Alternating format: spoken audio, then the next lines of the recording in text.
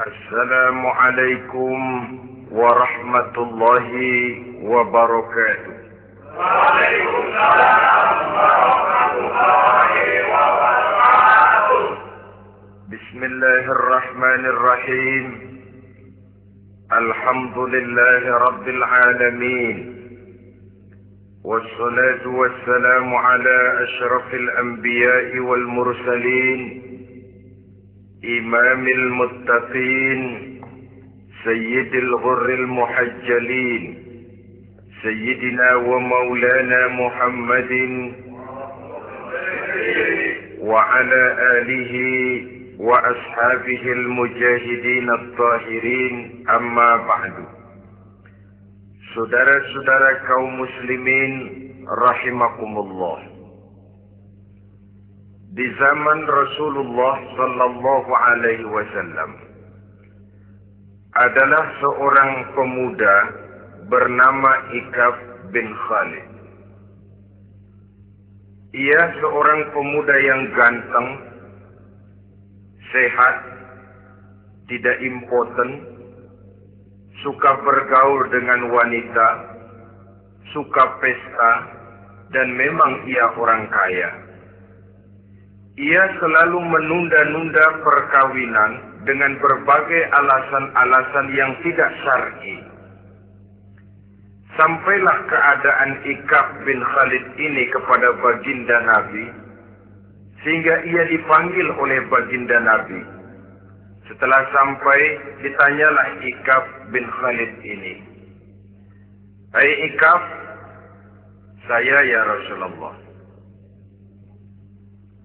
Kau sudah punya istri?" "Belum ya Rasulullah." "Juga tidak punya budak sahaya?" "Tidak ya Rasulullah." "Dan badanmu sehat?" "Sehat ya Rasulullah."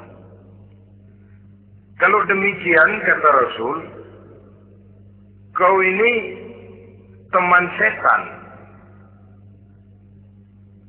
Ada dua pilihan Ikaf. Engkau menjadi Nasrani dalam arti meninggalkan hidup perkawinan, atau kalau kau mau ikut golongan kami, kau harus mengikuti tata cara kehidupan kami. Dan salah satu tata cara kehidupan kami ialah melaksanakan perkawinan." Yang kemudian Ikaf bin Khalid ini oleh baginda Rasul dicarikan seorang gadis bernama Karimah binti Kulsum al-Humairi, dan kawinlah Ikaf bin Khalid ini. Dari riwayat singkat ini, saudara-saudara, Rasulullah sallallahu alaihi wasallam melihat bahwa kehidupan Ikaf bin Khalid ini adalah kehidupan yang lazimnya barangkali di zaman sekarang dinamakan kehidupan dari orang-orang yang gemar melakukan free sex, alias samenleven, alias hidup bersama tanpa melakukan pernikahan. Ia sehat, ia kaya, dan ia suka bergaul dengan wanita, sehingga gaya hidup yang sedemikian ini dikecam oleh Rasulullah sallallahu alaihi wasallam.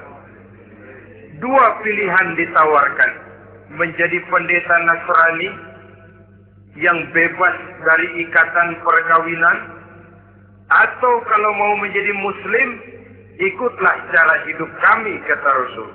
Dan di antara cara hidup kami adalah melakukan apa yang dinamakan dengan perkawinan. Sebagaimana yang kita maklum, manusia adalah makhluk berketurunan terus-menerus sebagai makhluk dua jenis, laki-laki dan perempuan. Keduanya jelas saling memerlukan, saling membutuhkan. Kita laki-laki perlu perempuan, perempuan juga perlu laki-laki. Walaupun perempuan pora-poranya lebih pintar daripada laki-laki. Biasanya laki-laki kalau sudah jatuh cinta paling kurang se-RW tahu. sana bicara, kemari bicara. Perempuan lebih pandai menyimpan perasaannya. Nah, pada laki-laki diciptakan zat laki-laki yang dinamakan spermatozoa, dan pada perempuan terdapat indung telur yang dinamakan ovum. Kedua zat itu harus bertemu, dan untuk itu Allah Subhanahu wa Ta'ala menciptakan kekuatan tarik-menarik antara laki-laki dan perempuan. Diciptakan laki-laki dalam biologis yang laki-laki, diciptakan perempuan dalam biologis yang perempuan. Lemah, gemulai, lembut, menarik, ayu, lemot, denok, heboy. Diciptakan magnet yang merupakan kekuatan tarik-menarik antara laki-laki dan perempuan. Dan bila ada persesuaian, maka akan terjadilah persatuan tubuh yang disebut koitus. Bila pada saat itu kebetulan terjadi pengeluaran ovum, maka kedua zat itu akan bertemu di dalam diri perempuan. Dan inilah yang dinamakan konsepsi, yakni permulaan pembinaan jasmaniah makhluk baru dalam rahim seorang perempuan. Inilah makna firman Allah dalam surah An-Nisa ayat pertama. A'udzu billahi minasy syaithanir rajim. Ya ayyuhan nasu taqu rabbakumul ladzi khalaqakum min nafsin wahidah wa khalaqa minha zawjaha wa batha minhuma rijalan katsiran wa nisaa. Wahai manusia, bertakwalah kamu kepada Tuhanmu yang telah menciptakan kamu dari diri yang satu, kemudian diciptakan dari diri yang satu itu pasangannya, dan dari keduanya berkembang biaklah manusia menjadi bersuku-suku dan berbangsa-bangsa. Pada contoh lain, dari proses pembentukan jasmania makhluk manusia dalam rahim ini, Al-Baqarah 223 menjelaskan bahwa seorang laki-laki adalah seperti petani, seorang perempuan adalah seperti ladang. Petani adalah yang mencangkul sawah, menebarkan benih, sementara ladang adalah tempat bersemayam benih-benih itu, tempat dia tumbuh dan berkembang, membawa manfaat bagi kehidupan ini. Dengan bahasa yang indah, Quran mengatakan, Nisa'ukum harthul lakum, fa'tu harthakum anna syi'tum. Istri-istrimu adalah laksana sawah ladang bagimu, maka cangkulah, datangilah sawah ladangmu menurut cara yang kamu suka. Saudara-saudara kaum muslimin rahimakumullah.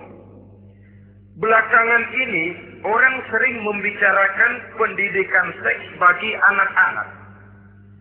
Menurut pendapat saya, walaupun itu diperlukan, tapi tidak harus dilakukan secara menggebu, dan masih banyak hal-hal mendesak lainnya yang lebih perlu dibicarakan ketimbang bagaimana memberikan pendidikan seks kepada anak-anak kecil. Barangkali yang memerlukan, yang sering bertanya tentang seks cuma terbatas kepada anak-anak kecil di kota-kota besar, yang oleh perkembangan teknologi dan komunikasi, daya pikirnya memang sudah sedemikian maju. Tapi berapa ribu jumlah anak-anak kecil yang semacam itu?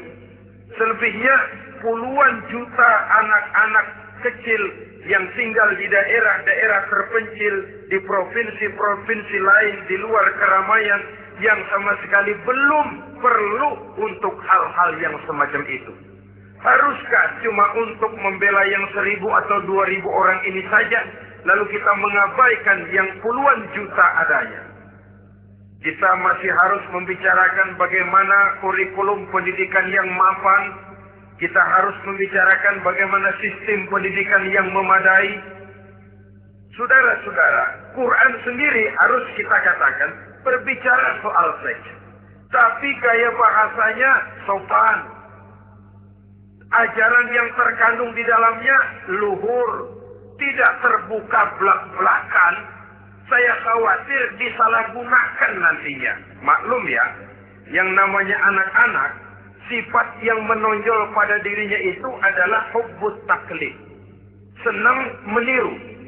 Apa yang dia lihat, apa yang dia baca, apa yang dia tonton, biasanya ingin dia terjemahkan dalam kehidupannya.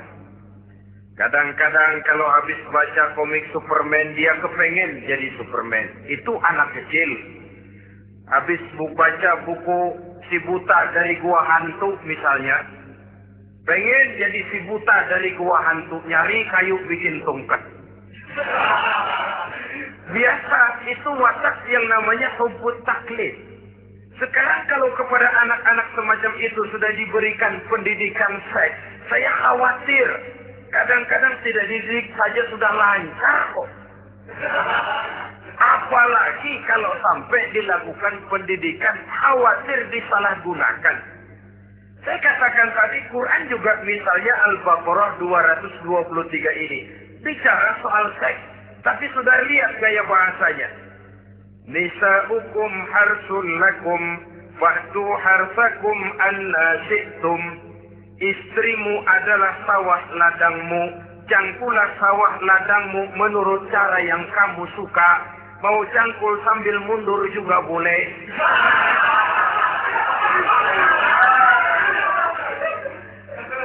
Teknik mencangkul terserah kita, asal yang dicangkul sawah ladang sendiri. Jangan sawah ladang orang lain dipaculin, marah yang punya. Kita lihat di sini betapa dalam gaya bahasa yang sopan Al-Quran berbicara soal ini. Saudara-saudara kaum muslimin rahimakumullah, kesenangan melakukan hubungan seksual digerakkan oleh satu energi, oleh satu kekuatan dalam diri manusia yang dinamakan insting seksual atau libido. Dan libido merupakan energi yang terbesar dalam tubuh manusia. Ini harus disalurkan. Sebab kalau tidak, bahaya.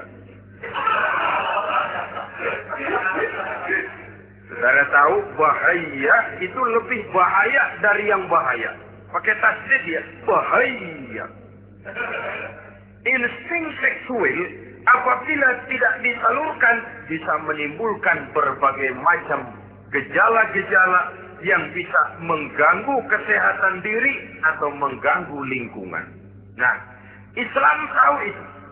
Islam pun tidak ingin menghilangkan nafsu.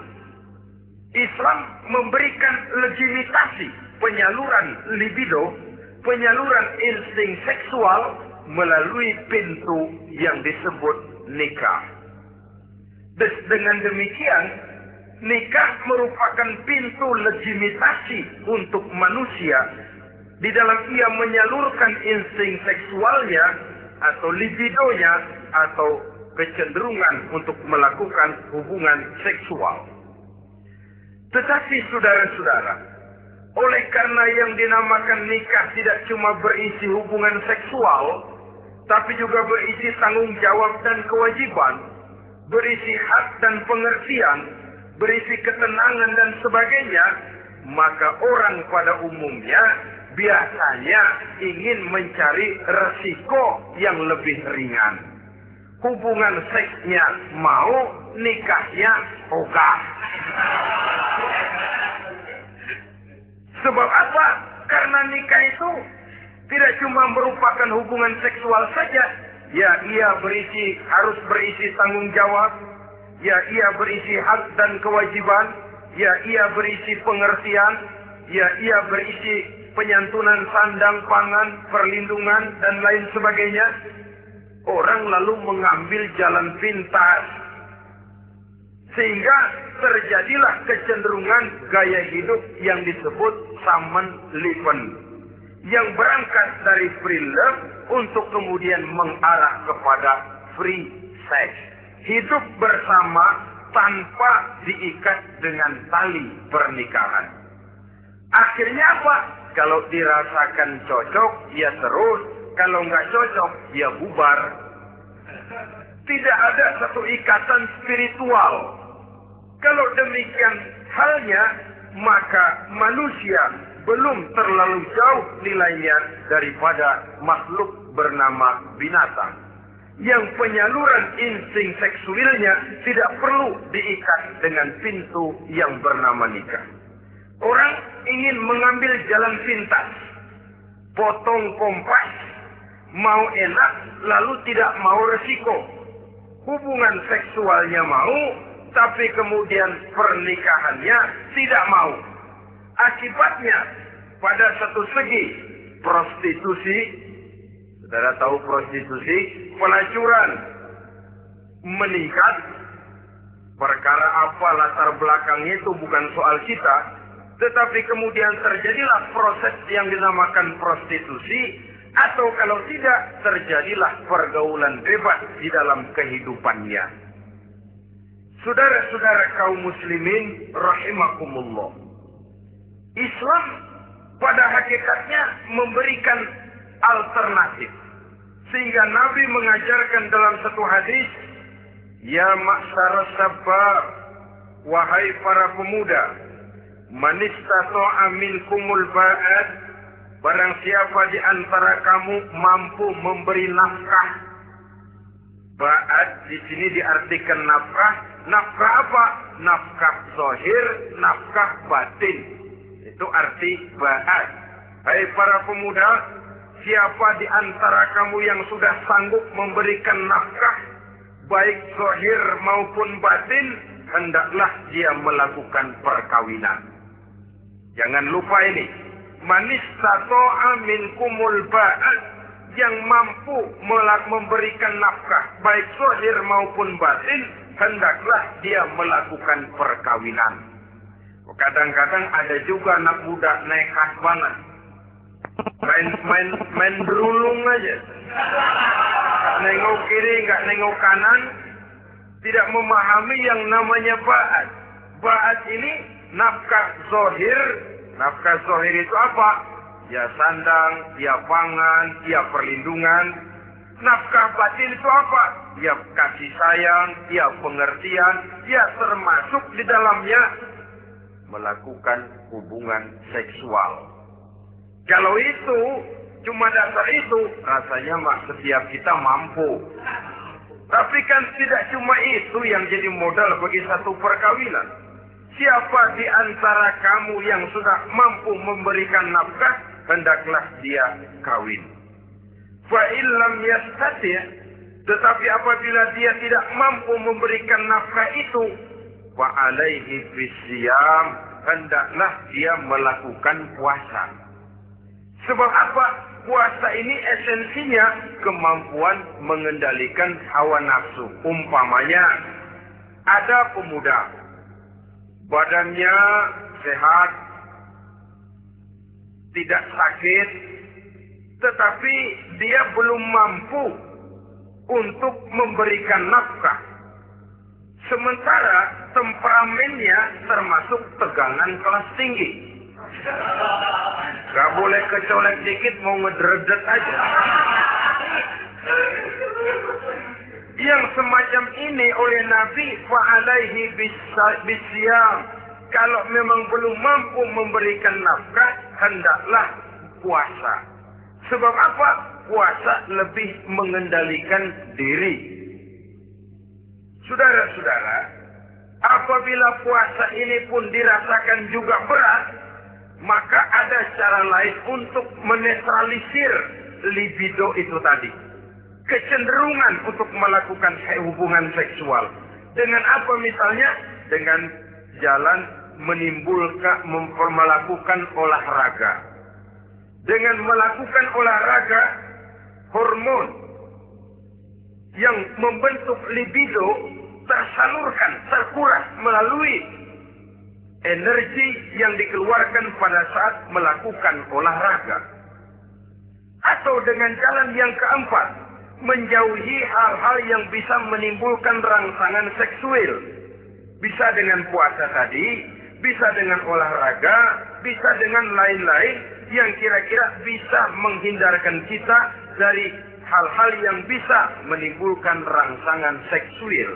Sehingga Al-Quran pada surah Al-Isra ayat 32 berpesan, La taqrabuz zina innahu kana fahishatan wa sa'a sabila. Jangan kamu mendekati zina, sebab sesungguhnya zina perbuatan yang keji dan jalan yang sangat buruk. Jangan mendekati zina. Mendekati zina artinya mendekati hal-hal yang bisa membawa kita kepada perbuatan zina. Termasuk misalnya bacaan-bacaan Parno. Ya, itu Parno gak boleh dibaca. Blue film, ngintip, nah ini juga penyakit.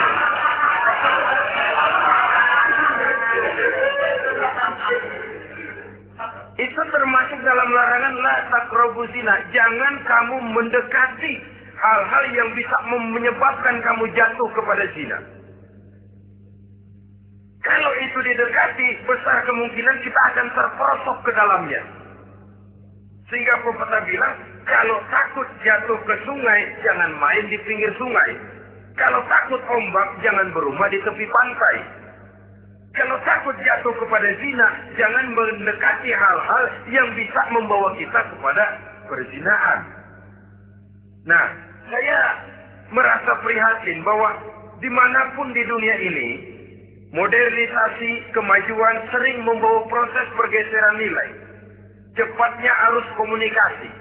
Apa yang terjadi di Amerika hari ini bisa kita tahu hari ini. Apa yang terjadi di Eropa hari ini bisa kita saksikan hari ini.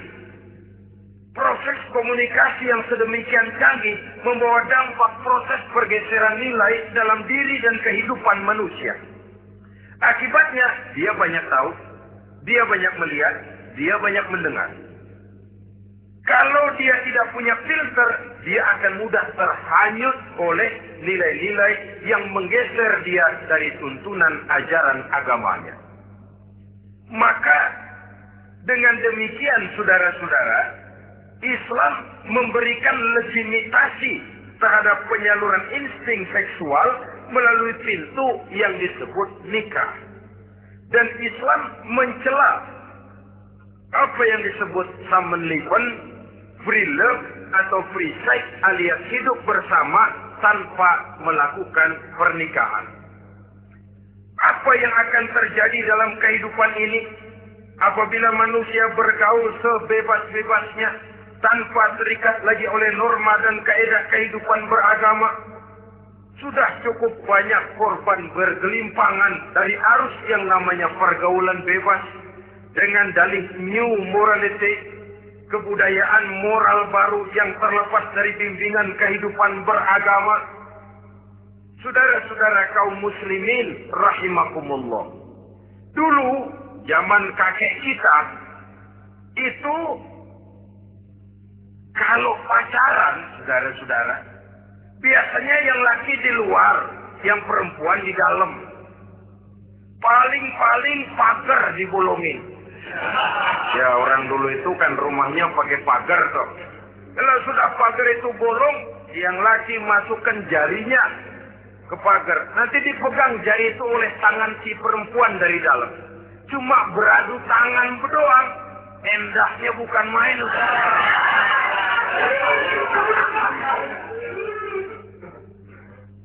Sekarang saudara-saudara, saya lihat kayak orang beli sepatu. Orang beli sepatu curang banget. Beli mah belum tentu jadi, nyedengin hayo aja.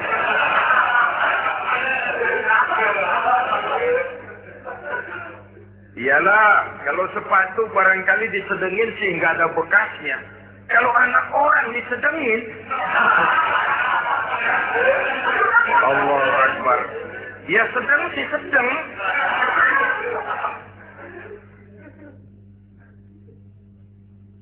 Saudara-saudara kaum muslimin rahimakumullah. Terhadap pintu legitimasi ini pun kalau manusia sudah sanggup melakukan ba'ah, baik nafkah zahir maupun nafkah batin.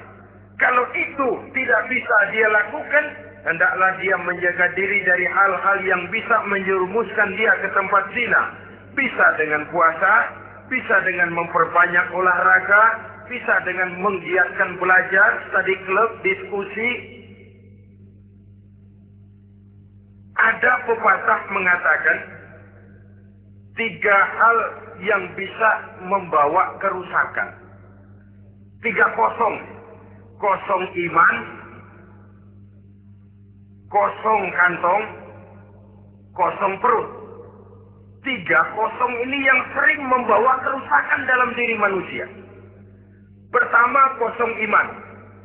Yang kedua, kosong kantong. Yang ketiga, kosong perut. Ketiga kosong ini, kalau sampai kumpul pada diri kita, 3-0, berapa yang ngubernya? Sering kalah kita. Kosong iman, kosong kantong, kosong perut. Maka motif dari berbagai macam kejahatan umumnya karena 3 kosong ini. Orang bisa jatuh ke tempat zina, bisa jatuh kepada korupsi, bisa jatuh kepada perampokan, pencurian, dan berbagai macam perbuatan negatif. Pertama, kosong iman. Kalau sudah kosong iman, ini kosong yang paling berbahaya. Dia tidak ada lagi yang ditakutin. Polisi, ya apa selamanya polisi mau nongkrongin dia. Kalau sudah kosong iman, ini sudah tidak ada lagi norma yang diindahkannya. Yang kedua, kosong kantong. Orang kalau kosong kantong, mudah gelap mata. Bawaannya udah was-was uringan. Kosong kantong. Yang ketiga, kosong perut. Kosong perut ini lapar, kemiskinan maksudnya bisa membuat orang jadi jahat. Bisa membuat orang menjadi pelacur. Bisa membuat orang jadi koruptor. Bisa membuat orang jadi penjahat. Itu motifnya karena kosong perut. Dari 3 kosong ini yang paling berbahaya sesungguhnya kalau orang sudah mengalami kosong iman. Perut kosong, kantong kosong, tapi iman penuh, masih ada rem. Ya. Kantong kosong, perut kosong, iman kosong juga, jebol, bablas sudah. Tidak ada rem lagi dalam kehidupannya. Hampir segala macam motif kejahatan yang terjadi di pentas dunia ini umumnya karena 3 kosong ini tadi. Karena kosong iman. Sekarang ini kan pergaulan bebas bukan semata-mata karena orang lapar, bukan karena orang perlu uang, tapi kadang-kadang ada karena memperturutkan hawa nafsu. Kalau sudah ke sana, kosong apa itu? Kosong iman. Ada tante-tante girang, ada om-om senang, ada macam-macam lah. Kurang duitkah mereka? Cukup. Laparkah mereka? Kenyang. Apa yang kosong? Kantong penuh, perut penuh, iman yang kosong. Maka terjadilah proses yang namanya penyimpangan-penyimpangan seksual dari pintu legitimasi yang sudah diberikan oleh agama tadi. Kadang-kadang iman juga tertekan karena perut, persoalan ekonomi, atau karena memang kosong daripada kesibukan-kesibukan lain. Kosong kantong, motivasi ekonomi, ini seluruhnya bisa menjadi motivasi utama dari terjadinya berbagai macam penyimpangan. Karenanya Islam memberikan pintu legitimasi lewat jalan yang disebut nikah. Sehingga Nabi mengajarkan, hai para pemuda, siapa di antara kamu yang sudah mampu memberikan nafkah baik zahir maupun batin, hendaklah dia melakukan perkawinan. Sebab sesungguhnya perkawinan lebih memelihara pandangan, lebih memelihara kehormatan diri. Dari segi pandangan lebih terpelihara, dari segi kehormatan diri juga lebih terpelihara. Diberikan legitimasi lewat pintu yang halal bernama nikah. Kalau sudah didapat dengan cara yang halal, menikmatinya pun enak. Tetapi sesuatu yang didapat dengan jalan haram, menikmatinya pun gak enak, saudara-saudara. Celingak-celinguk. Contoh yang paling dekat, kucing aja kucing. Kucing ya, kalau memang ikan boleh nyolong dia curi di dapur ikan itu. Makannya nggak tenang dia. Matanya rata pelotot. Ada kaleng jatuh, lari kencang benar dia. Rupanya kucing sendiri tahu kalau yang dia makan itu barang curian. Tapi kalau ikan kita yang kasih itu ikan, kucing gledek bunyi anteng aja dia. Kenapa? Dia tahu benar ikan yang dia makan itu ikan yang didapat dari pemberian orang, resmi, formal, sah. Begitu juga hubungan seksual ini. Kalau resmi diikat dengan tali pernikahan, orang tenang-tenang saja. Tenang, aman, ayem, tentram. Tapi kalau yang nyolong-nyolong, lihat tidak. Sudah dibopun pisang. Mana nyamuk gede-gede banget. Rusak, rusuk.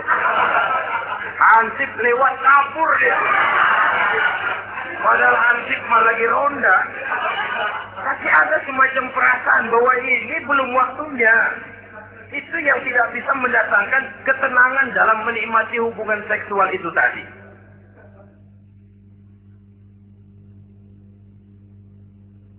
Saudara-saudara kaum muslimin rahimakumullah. Jadi akibat dari pergaulan bebas, free sex ini, bahaya yang pertama tadi itu hilangnya ketentraman dalam hidup. Mungkin orang lain tidak tahu. Hansip nggak lihat. Orang tua bisa kita bohongi. Tapi ketentraman. Was-was. Apalagi kalau kita merasa bahwa ini akan menimbulkan satu akibat. Entah dalam bentuk nantinya terjadi kehamilan. Si laki-laki juga tidak tenang. Khawatir kalau nanti dituntut. Si perempuan juga setelah melakukan pergaulan bebas itu hilang ketentraman hidupnya. Apalagi kalau dia harus kehilangan sesuatu yang sangat berharga dalam kehidupannya. Kegadisan katakan, keperawanan katakan begitu. Sesuatu yang semestinya dijaga dan disebut tinggi. Tapi kadang-kadang memang cinta, inilah yang namanya cinta. Jika cinta itu katanya buta. Kalau sudah buta, apa saja terasa jadi indah, apa saja diserahkan. Akibatnya mahkota yang paling berharga sering hancur berantakan sebelum pada waktunya. Akhirnya ketentramannya hilang. Hidupnya gundah, gelisah. Pada mulanya memang dia tidak merasa cerah, segalanya menjanjikan dan menjanjikan keindahan. Tapi setelah proses pergaulan itu terjadi, dia kehilangan kegadisannya, si pemuda rasa, si gadis pun gelisah. Apa yang dia tunggu? Jangan-jangan.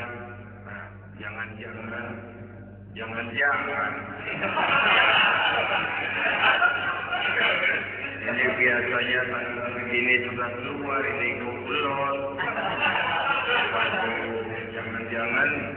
Jangan. Makin merasa dia tidak ada lagi ketentraman dalam hidupnya. Akibatnya kegelisahan itu lalu tumbuh dalam hidupnya. Kerjanya tiap hari hanya termangu-mangu, menunggu dan menunggu dari waktu ke waktu. Tapi yang ditunggu tak mau tahu. Akan bicara lidahnya terasa rindu, sedang waktu terus berlalu. Hatinya terasa pilu, bagai diiris dengan sepilu. Mau keluar rasanya malu. Salah lalu.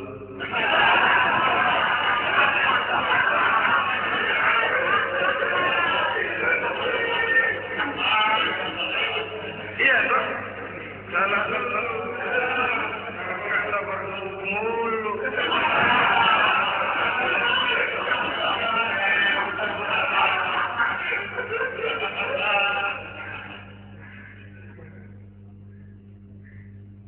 Bacalah surat-surat kabar berapa banyak sudah gadis-gadis berkelimpangan jadi korban Berapa banyak sudah bayi-bayi yang lahir ke dunia ini tanpa tahu kemana dia harus memanggil bapak. Apakah deretan jumlah korban ini masih harus terus bertambah dan bertambah? Dengan dalih modernisasi, dengan dalih kemajuan zaman, dengan dalih kebebasan pergaulan, dengan dalih emansipasi, lalu menginjak moral yang seharusnya kita junjung tinggi-tinggi, sampai kemudian merendahkan harga diri kita sebagai manusia. Hilangnya ketentraman dalam hidup. Bahaya yang kedua dari pergaulan bebas ini, berjangkitnya penyakit kelamin.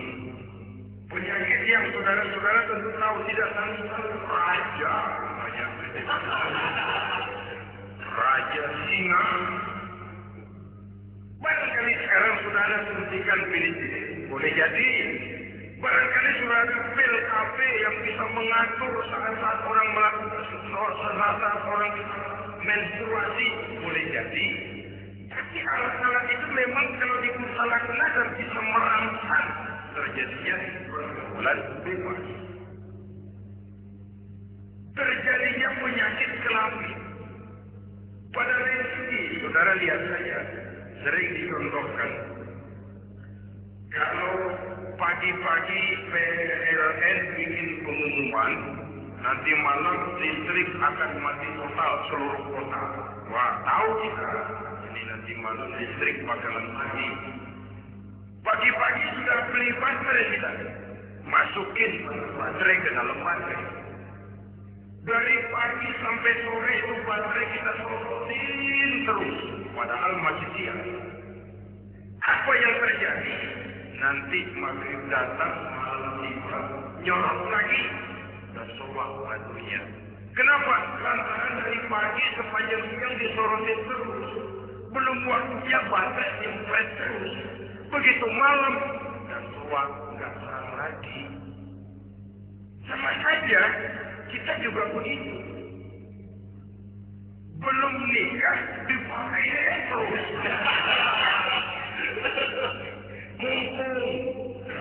Masih siang nyorot terus. Itu nanti kalau sudah malam masuk pintu pernikahan, baterai kita soal.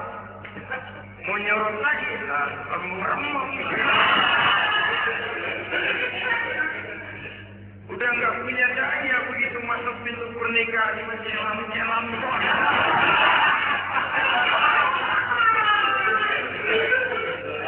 Kata orang-orang gitu, assalamualaikum, itu keluar lagi udah.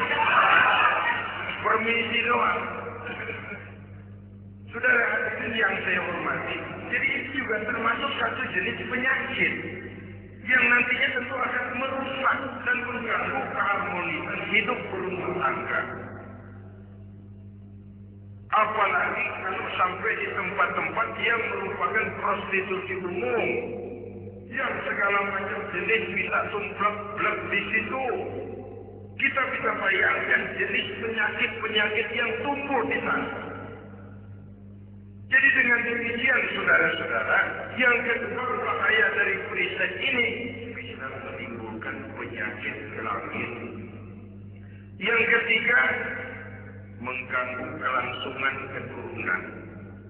Apalah dosanya anak-anak kita kalau mereka harus terlahir dengan membawa penyakit yang diwariskan oleh orang tuanya? Sudah kita ini bersalah, kesalahan itu terus diteruskan oleh anak kita juga. Alangkah kejamnya kelangsungan daripada keturunan. Sehingga dengan demikian saudara-saudara, kalau Islam memberikan pintu legitimitas lewat aturan yang disebut pernikahan atau perkawinan, maka itu memang untuk kepentingan dari kemanfaatan manusia itu sendiri. Penyakit yang keempat dari bahaya periset ini, kita tahu bahwa seks, memperturutkan nafsu seks, itu sama dengan bayi. Bayi kalau nggak dihabis, saudara-saudara, dihabisin, diberhentiin nyusu, itu sampai SMP SMA juga ngempeng terus ya. Kadang Kadang-kadang seorang ibu kan berat aku, anak saya mau disapi, kasihan. Terus jangan disapi, sampai SMA masih ngumpeng.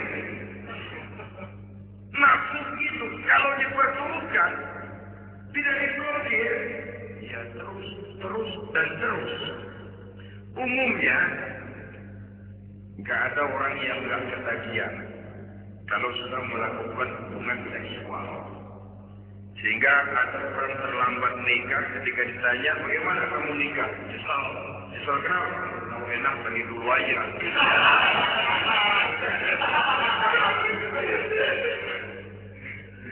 Nah, sekarang kecanduan terhadap hubungan seksual ini akan membawa dampak. Pertama, dia lari ke tempat prostitusi. Kalau ada uang, andai kata pun dia kaya, ini jelas mengganggu ekonomi rumah tangganya, setidaknya ekonomi keluarganya. Kalau dia sudah termasuk orang kaya, dia bisa melakukan perbuatan negatif. Sepatunya dia jual dulu, celananya digade dulu.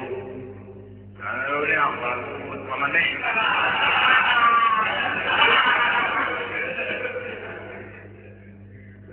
Itu sudah mengarah kepada ekonomi. Belum lagi penyakit yang kelima, bahwa free sex ini bisa membawa kehancuran karier. Saudara lihat ya, walaupun tidak karena free sex sepenuhnya, tapi pengaruhnya. Konon Julius Caesar yang begitu gagah perkasa, takluk dan bertekuk lutut di bawah kaki Cleopatra. Konon Napoleon Bonaparte, singa daratan Eropa, luas kekuasaannya, besar tentaranya, dia tunduk di bawah kaki Margaret Josephine. Bahkan konon Adolf Hitler yang begitu luar biasa cuma tunduk kepada Eva Braun. Baiklah, itu sejarah masa lalu. Yang sekarang yang kita alami, saudara, betapa seorang senator seperti Gary Hart, calon presiden unggulan di Amerika, brilian, jenius, cerdas, diunggulkan, masih muda. Betapa calon presiden ini harus mundur dan hancur karier politiknya cuma karena skandalnya dengan seorang hostess bernama Donna Rice. Ini Amerika loh, di satu negara yang konon katanya menganut liberalisme, tapi begitu tingginya dijunjung nilai-nilai moral. Kalau dia terlibat begitu, bagaimana kalau dia jadi presiden nanti? Bahkan paling belakang saudara John Flower yang oleh Presiden Bush dicalonkan menjadi Menteri Pertahanan terpaksa ditolak oleh Senat. Oleh karena skandalnya, ya dengan minuman keras, ya dengan wanita. Saya katakan lagi, ini negara yang dikatakan kita tulis sebagai negara liberal, di negara yang menganut undang-undang pergaulan bebas, entas nilai moral dituntut sedemikian luhur sehingga seorang bisa mengundurkan diri dari calon presiden karena terlibat skandal. Di Inggris pernah juga kejadian, di Italia pernah juga kejadian seorang perdana menteri terlibat skandal dengan seorang pramugari pesawat darat. Sampai kemudian dia dan seluruh kabinetnya membubarkan diri. Kehancuran kalian. Karena bagaimanapun lemahnya wanita, perempuan sekalipun lemah, saudara-saudara, lelaki yang gedenya juga dia tahu. Itu namanya perempuan, saudara-saudara. Seseorang bisa bangkit ke panggung sejarah memegang peranan. Dari yang tidak pernah diperhitungkan bisa menjadi kekuatan yang diperhitungkan pun karena perempuan. Tapi seorang pun bisa ambles di telan perut sejarah juga karena perempuan. Kehancuran karya. Sebab pangkat yang tinggi pada yang sehat bukan merupakan jaminan bahwa seseorang akan mampu menghadapi bujuk rayu dari seorang perempuan. Saudara-saudara kaum muslimin rahimakumullah. Oleh karena itu, mari sayangi diri, sayangi karya, sayangi ekonomi rumah tangga. Bertahun kita pergi pagi pulang sore keras, keringat dari nafkah, menghidupi anak dan istri. Haruskah dia jadi hancur cuma oleh karena kecanduan kepada pelacur misalnya? Memang yang namanya pelacur tentu saja ikat, mempedaya, mempesona. Saudara-saudara kaum muslimin rahimakumullah. Kenapa? Karena yang dicari uang mereka tahu dagang. Tapi kurang dagang tentu harus mampu memikat pembeli. Jangan lalu merasa senang. Di mana mau jual malah tinggal, dapatnya lumayan banget teman-teman. Waktu ramah lagi orangnya. Udah enak aja udah. Ya wajar saja namanya orang dagang. Sehingga orang-orang tua dulu punya pepatah, kalau Anda termasuk orang yang jarang senyum, jangan jadi pedagang. Pedagang mau anjing mulu, siapa yang betah beli. Itu kan termasuk psikologi of salesman.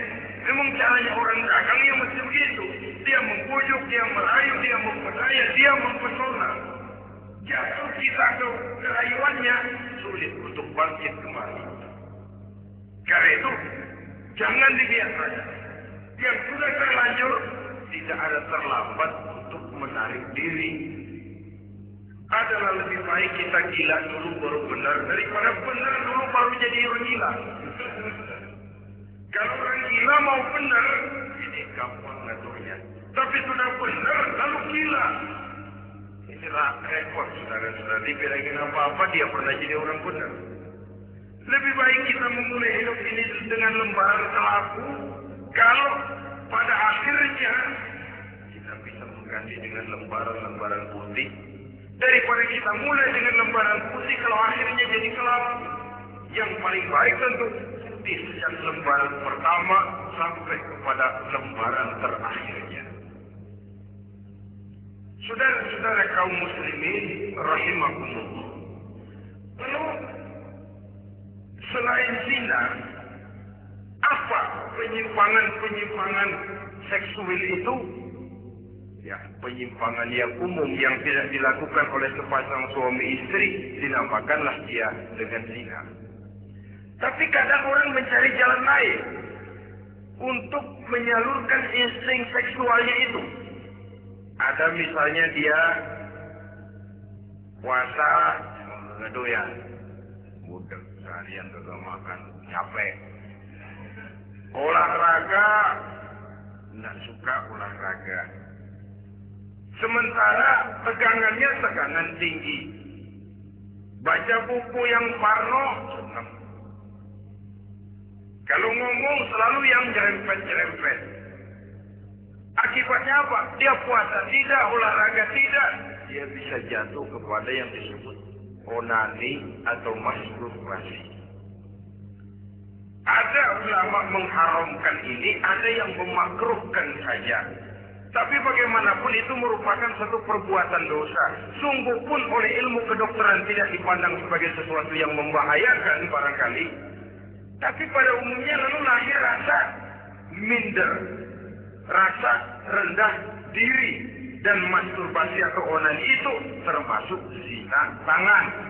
Ya, walaupun dosanya tidak sebesar zina biasa, sebab jangan lupa mata bisa zina mata yang memandang sesuatu yang haram. Tangan bisa zina tangan termasuk onani. Hidung bisa zina hidung, saudara lebih tahulah. Ini termasuk jenis penyimpangan. Atau kemudian ada lagi jenis lain. Seseorang yang menyalurkan insting seksualnya kepada makhluk sejenisnya. Laki-laki kepada laki-laki. yang kita kenal dengan istilah homoseksual. Itu bukan barang baru itu. Di zaman Nabi Lut itu sudah terjadi dan mereka dikutuk oleh Allah Subhanahu wa taala. Homoseksual itu termasuk dosa besar. Sekarang ini orang malah menuntut dilindungi haknya. Sehingga kaum gay di Amerika itu pernah demonstrasi menuntut perlindungan hak. Bahkan mereka sudah tidak perlu sembunyi-sembunyi lagi. Bahkan ada yang hidup berumah tangga. Ini ya terlepas dari penyakit kejiwaan yang memang harus disembuhkan dan perlu pengobatan khusus. Tapi homoseksual dilihat dari segi agama merupakan satu perbuatan yang berdosa dan dosanya besar. Atau perempuan dengan perempuan, itu yang kita kenal dengan istilah lesbian. Kadang-kadang karena patah hati lihat laki bawaannya udah gedek aja udah. Tadinya kebangatan nikung balik, kebangatan percaya penuh, habis rayuan 17 lapangan keluar semua. Akhirnya dia berhadapan dengan kenyataan yang membuat dia kecewa. Broken, benci kepada laki-laki. Ada yang bersimpati sesama jenisnya. Terjadilah pergaulan intim sesama perempuan. Itu yang kita kenal dengan istilah lesbian. Dan itu pun merupakan penyimpangan yang juga berdosa pelakunya. Dua, ada penyimpangan lain yang disebut eksibisionisme. Apa itu? Seseorang memperoleh kepuasan seksual apabila dia memamerkan, munjuk-munjukin. Ini termasuk penyakit kejiwaan, penyakit pameran. Memamerkan auratnya kepada orang lain. Di situ dia merasakan suatu kepuasan. Jangankan memamerkan ya, dalam artian memperlihatkan. Melihat begitu saja sudah bukan perbuatan yang baik, apalagi sampai memamerkan. Kemudian juga termasuk penyimpangan apa lagi? Apa yang dinamakan dengan masochisme. Apa dia? Seseorang yang baru mendapat kepuasan seksual melalui penderitaan, penyiksaan, atau dikenal juga dengan sadisme. Melakukan hubungan seksual melalui penyiksaan, penghinaan, penderitaan. Di sana dia merasakan ada kepuasan seksual. Ini merupakan penyimpangan yang berbahaya. Sudah hubungan seksualnya di luar pernikahan berbahaya dan berdosa besar, membuat orang lain menderita dan sakit, itu juga merupakan suatu perbuatan dosa. Kemudian yang kelima, apa yang disebut dengan pedofilia.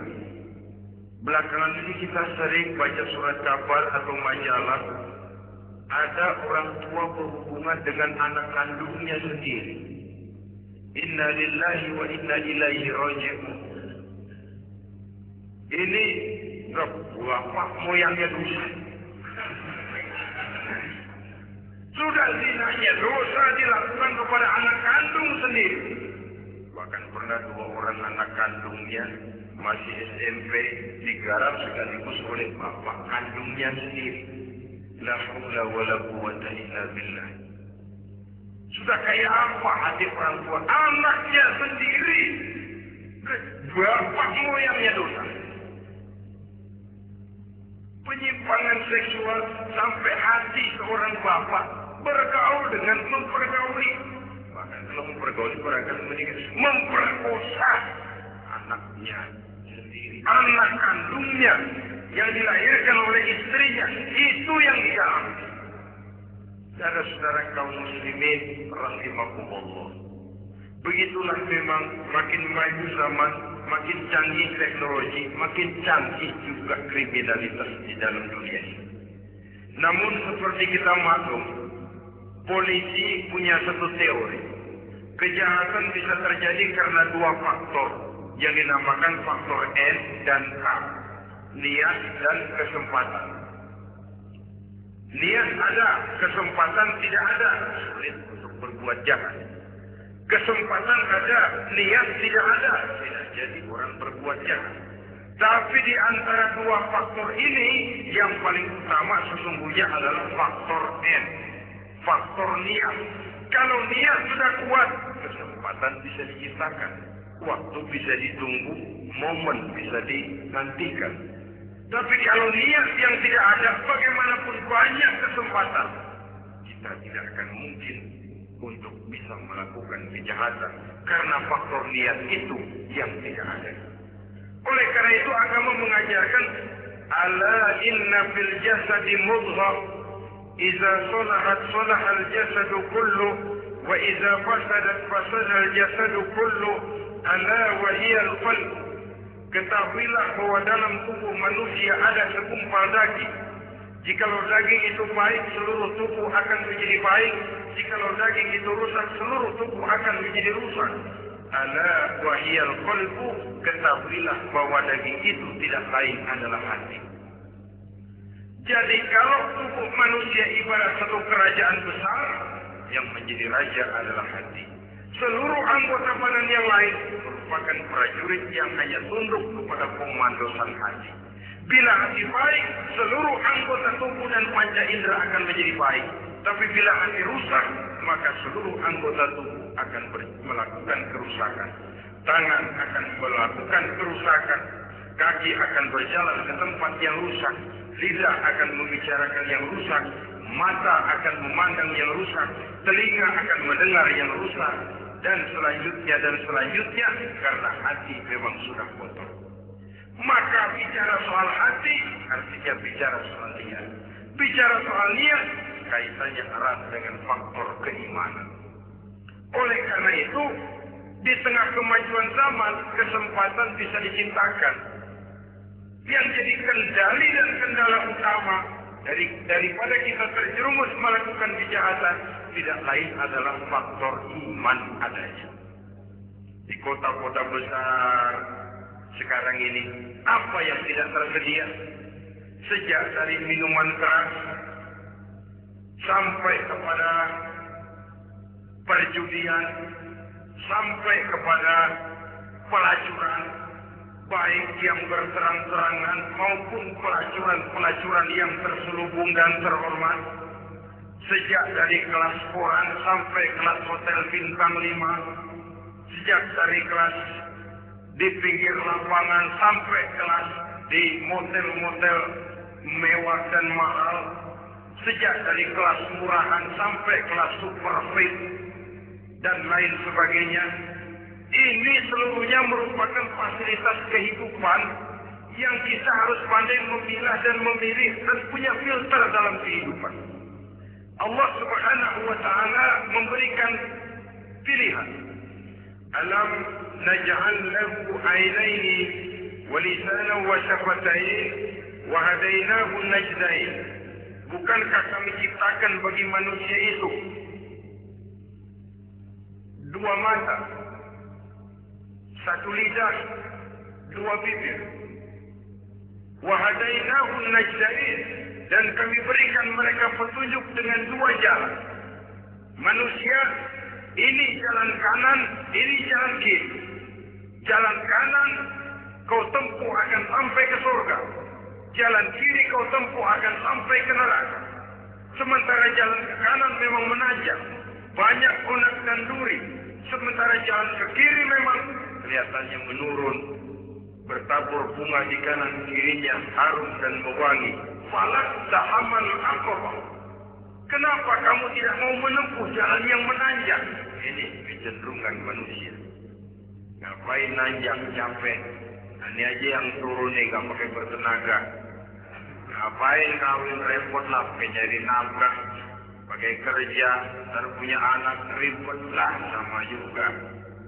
Mendingan kesana aja 2.000 bersih udah.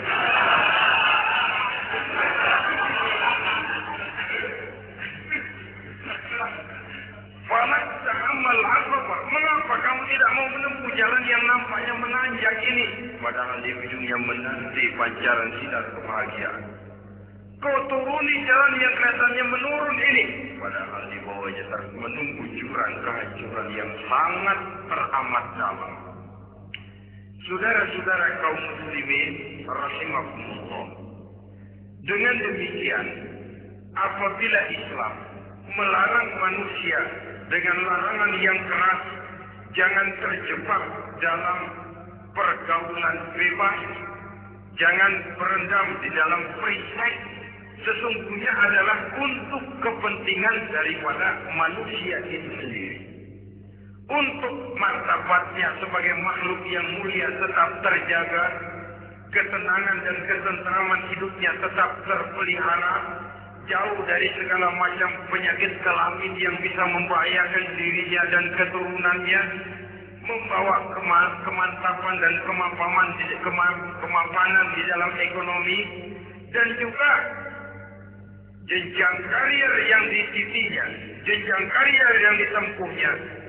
Taruh kata tidak menanjak, tapi juga tidak menurun. Sekurangnya dia bisa mempertahankan apa yang sudah diperolehnya itu. Ad-dunya mata' wa khairu mata'iha al-mar'atus salihah. Dunia ini memang kesenangan, mata, perhiasan. Dan perhiasan yang baik adalah perempuan yang soleh. Perempuan yang soleh, yang tidak hanya memberikan kenikmatan jasmani, tapi juga memberikan ketentraman rohani, yang diikat dengan satu tali formal yang dinamakan dengan pernikahan atau perkawinan. Sah baik menurut agama juga menurut negara. Kita bisa menikmati kecenderungan insting seksual tadi dalam satu nada yang tenang, aman, tentram, memberikan kebahagiaan, kepuasan zahir dan batin. Tapi kalau jalan pintas yang kita tempuh, potong kompas yang kita pilih, kita lebih suka jajan, lebih suka ngeteng, nikahkan berat, bayar mas kawin, bawa uang belanja segala macam. Iya, tapi sekaligus setelah itu saudara boleh pakai seumur hidup asal masih ada nafasnya, masih bisa dipakai.